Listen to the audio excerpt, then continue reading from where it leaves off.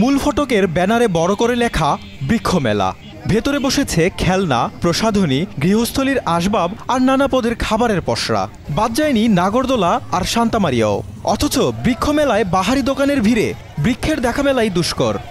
ঘুরতে ঘুরতে মেলার এক কোণে মাত্র একটি দোকান চোখে পড়বে, সেখানেও রয়েছে কিছু চারাগাছ। এ যেন কোনো রকমের নাম রক্ষা।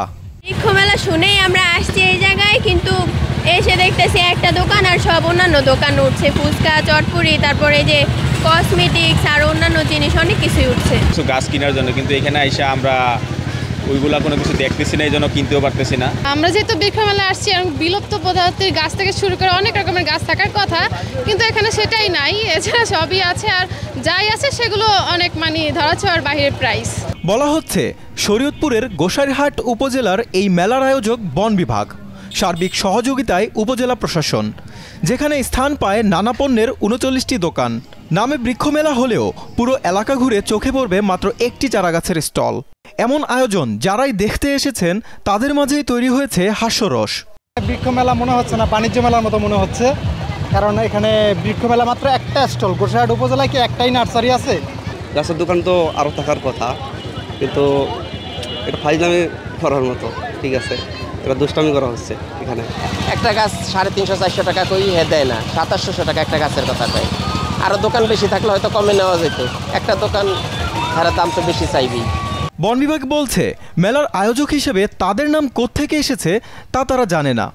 আর উপজেলা প্রশাসনের দাবি পুরো আয়োজনই বন বিভাগের, তারা শুধু স্থান দিয়ে সহযোগিতা করেছে।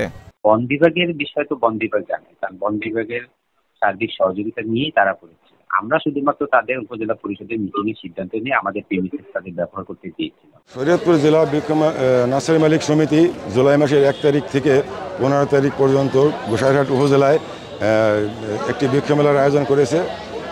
গোসাইরহাট উপজেলা প্রশাসনের সহযোগিতায় তারা বন বিভাগের নাম ব্যবহার করেছে আয়োজক হিসাবে। আমরা বন বিভাগের তরফ থেকে কোনো মেলার আয়োজন করিনি, আমাদের কোনো বাজেটও নেই, আমরা তাদের কোনো সহযোগিতাও করিনি, উপজেলা পরিষদ সহযোগিতা করেছে। আমাদের নাম ব্যবহার করার আগে আমাদের কোনো অনুমতি নেয়নি আয়োজক হিসাবে। উপজেলা পরিষদের শহীদ মিনার প্রাঙ্গণে 15 দিনব্যাপী এই মেলার আয়োজন করা হয়, যা শুরু হয়েছে 1 জুলাই থেকে। যদিও উপজেলা প্রশাসন থেকে জানানো হয়েছে কিছু অভিযোগ ওঠায় দ্রুতই ইতি টানতে বলা হবে মেলা কর্তৃপক্ষকে। জাকারিয়া হোসাইন, যমুনা নিউজ।